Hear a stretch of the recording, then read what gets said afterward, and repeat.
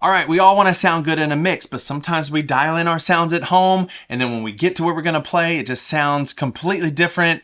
Sometimes it just doesn't sound good at all. And today I'm going to share with you my experience, top tips I have for you to sound good in a mix every time. 6 tips. Here we go. Number 1, cut the lows and boost the highs. So if you're using a modeler, you can put an EQ at the end of your chain and do something like this. This is what I like to do. I like to pick a frequency around 500. If I had a pedal like this one right here that I'm gonna be putting on my pedal board soon, it's the Boss EQ 200.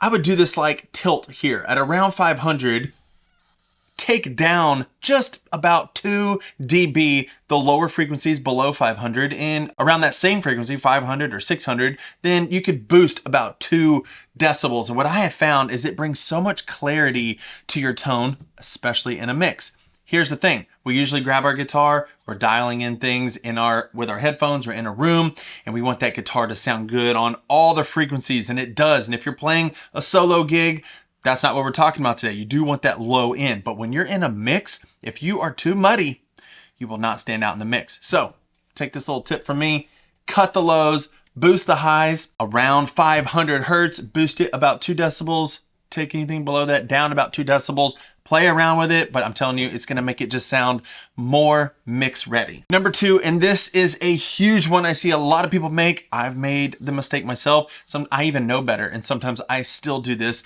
and that is to mix in your tones at mix volume level. What do I mean by that? Well, we love sitting in front of our monitors or a powered speaker and cranking the amp and hearing every bit of our tone coming through those speakers. But when you're in a mix, that's not what you're gonna hear. When we're alone in the room and we hear every bit of it, we crank it, we hear all the little intricacies of the upper frequencies and the lower, and it just sounds so good. But if you pull that level back down, almost to where you can't really hear it, and then just bump it back up and then strum, you're like, oh, it just sounds kind of dead. Well, yeah, because you're not just blasted in the face with all those beautiful frequencies, you're bringing it down to what's normal, and that's what people are gonna hear. So if you dial in your tone at that lower normal mix level volume, then you can bring out the frequencies that help it stand out in the mix at that volume. We use volume too much to fix problems when we're really not fixing anything. We're just boosting the volume and we think it sounds better. It doesn't actually sound better. Dial in your tones at mix level volumes. All right, that was 2 out of 6, but before we move on, I have a little bit of housekeeping. If you are subscribed, thank you. If you're not,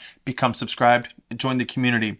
If you don't know, I make presets for Helix, HX Stomp, PodGo, all those devices. I make several different packs, but one specifically I want to talk about is the Expanse Pack.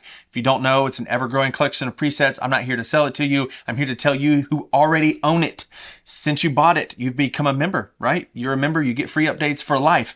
I have changed where that member area is located. It is no longer hosted on a Squarespace website. It's hosted on a Kajabi website where my courses are hosted. So now everything's going to be in one place, but I need you to do something in order to keep getting your free updates and to log in and download anytime. I just sent you an email. A little bit ago with a special code so you can go check out for free so you can become a part of this Expanse Pack community. And I say community, I've always said community because it is this community, but there's an actual community on Kajabi now where no matter if you have the PodGo Expanse Pack, Helix, HX Stomp XL, or HX Effects, we're all in a community where we can share tones. You can go meet people, discover different ways people are using it with their rig, and also put in requests for new updates. So,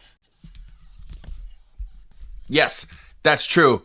But I was about to post this video and realized there is another option. I was able to go into the back end of Kajabi and grant offers to everybody who had Expanse Pack. So it's like, if you can just go sign in, and if you need help, again, I'll help you. But if you, like, let's just say you have the HX Stomp XL Expanse Pack, I found your email from when you purchased it on Squarespace. I went over to Kajabi, imported you over there, and granted you that offer. So you already have it in there.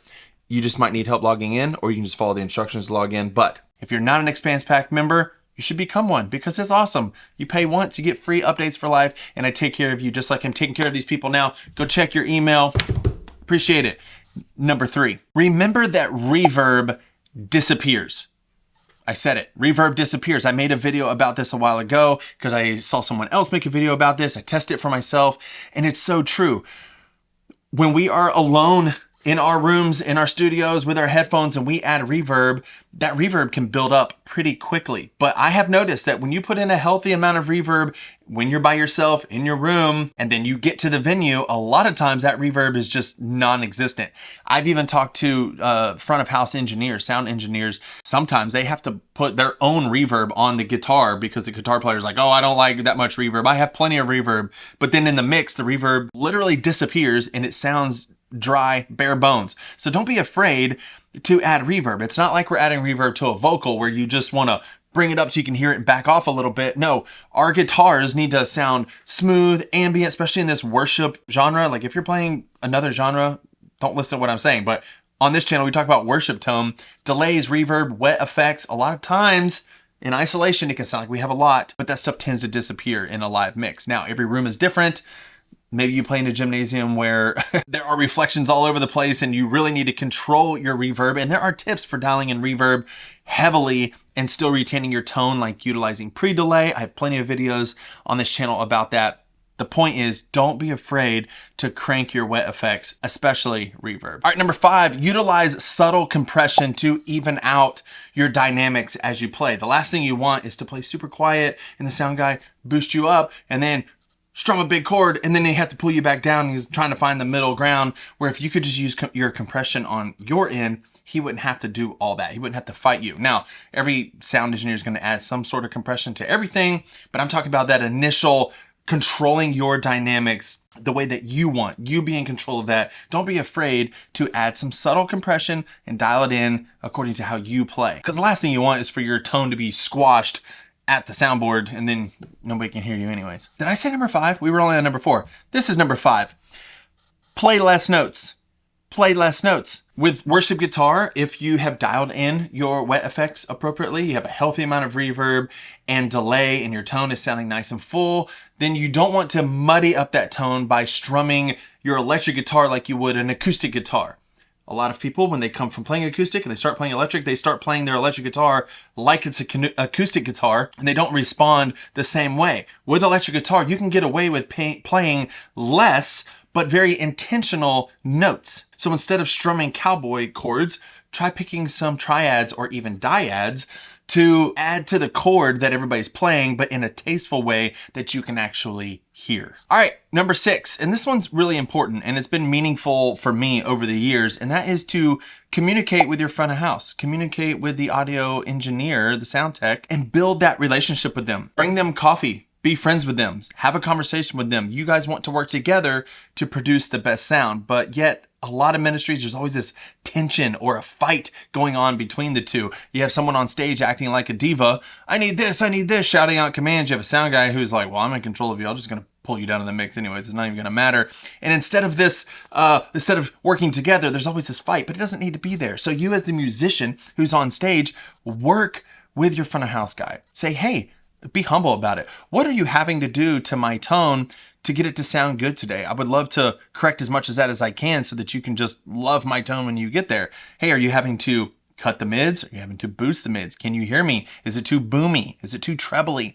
What are you having to do to my mix so that I can work on it? Because I want to produce the best sound and I want to work with you. Say stuff like that. It's going to go miles. It's going to go a long ways to building that relationship and ultimately getting the best tone possible. All right, that's it for this video. Remember, Expanse Pack owners, community, go follow the instruction in the email, use the code, get your new community, and let's enjoy the community together. I would love to see what you guys are doing with the Expanse Pack, the sounds you're getting, how you're using them. Are you putting your HX Stomp or Pod Go or whatever device you have on a pedal board? What's it look like? There's a bunch of forums in there, and I'm going to add to it as we get more people in there. I'm excited. Go check it out. If you're not subscribed, please subscribe. That would be amazing. Check out some videos on this channel. It's a good place to be. It's a great community to be a part of.